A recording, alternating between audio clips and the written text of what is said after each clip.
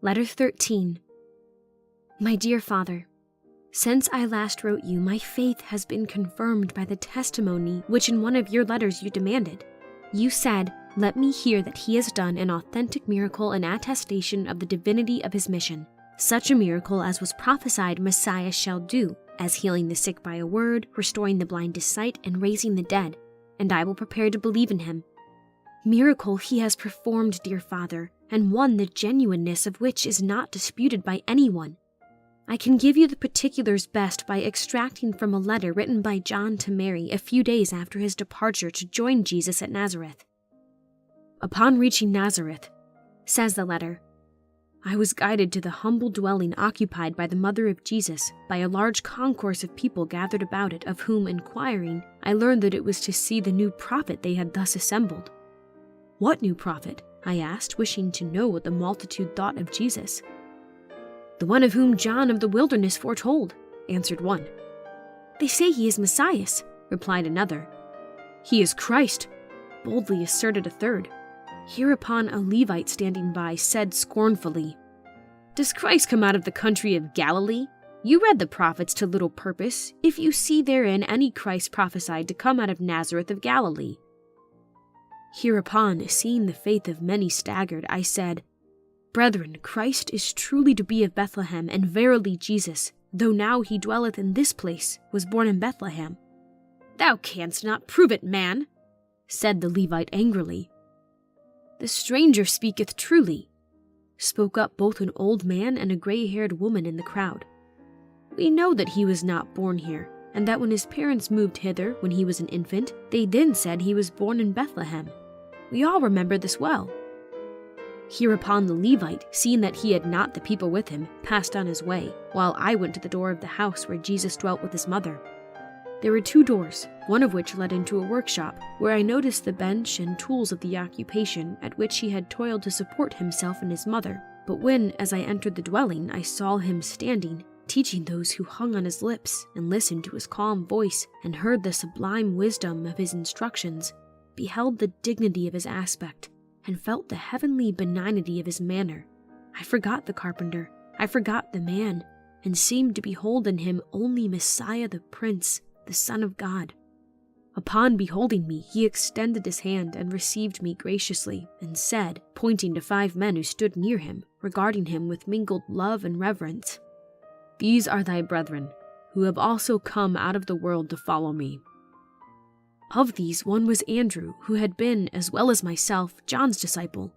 Another was Andrew's brother, whose name is Simon, whom Jesus, from the firmness and immovable zeal of his character, which he seemed to understand, called also Peter, or Stone.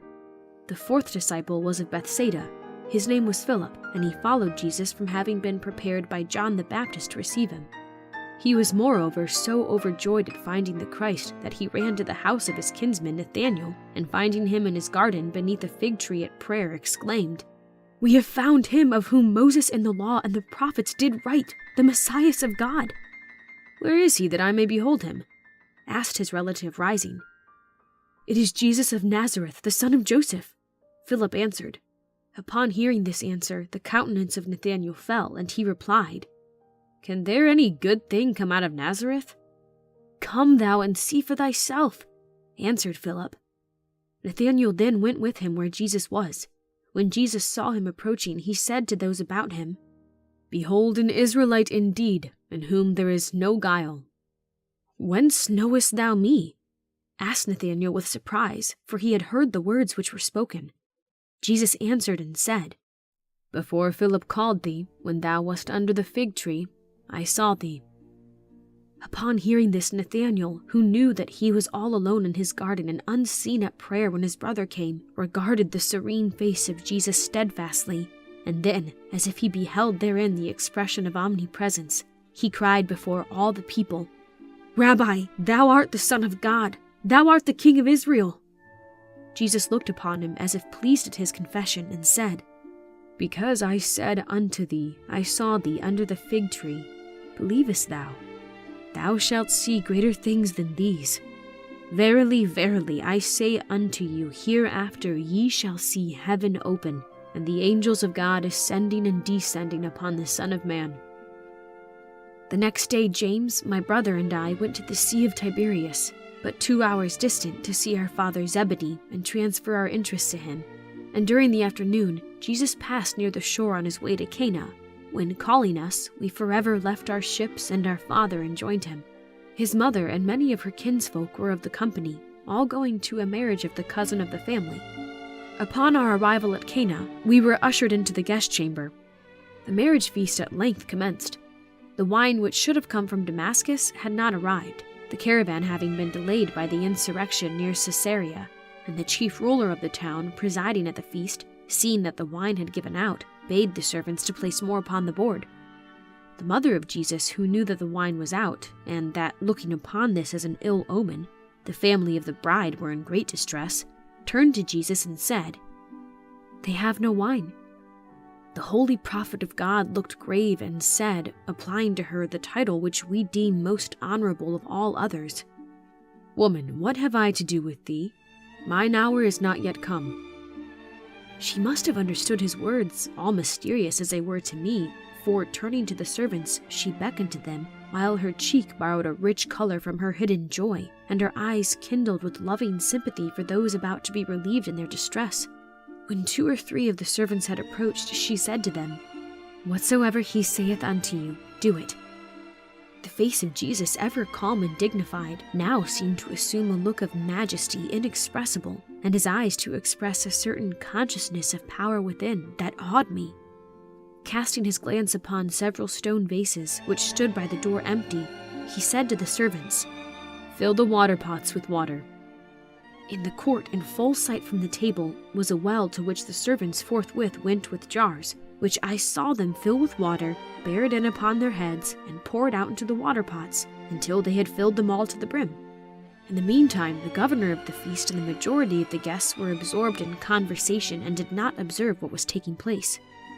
"Draw out now, and bear unto the governor of the feast," said Jesus to the servants. They obeyed, and pouring rich, blood-red wine from the jars which I and others had seen filled up with simple water from the well, the amazed servants bore it to the chief of the feast.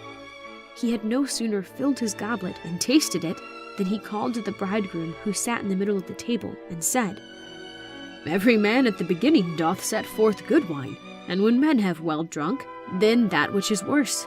But thou hast kept the good wine until now." "Who hath brought this wine?" asked the bridegroom, drinking of the water that was made wine. "Whence it came, sir, I know not." Then the servants and others told that they had filled the 6 water pots with water to the brim at the command of Jesus the prophet, and that when they drew out, behold, it flowed forth wine instead of water. Upon this there was a general exclamation of surprise, and the governor of the feast, crying out, "A great prophet indeed hath been among us, and we knew it not," rose to approach and do honor to Jesus, but he had already conveyed himself away, at once rising and passing out through the door, and seeking the solitude of the gardens. The rumor of the miracle at Cana has reached Jerusalem since I began this letter, and I hear that it has produced no little excitement in the marketplaces and courts of the temple. Rabbi Amos, on his return from sacrifice a few minutes ago, said that he saw in the court of the temple more than 30 priests with rolls of the prophets in their hands, engaged in looking up the prophecies of the Christ. Your affectionate daughter, ADINA.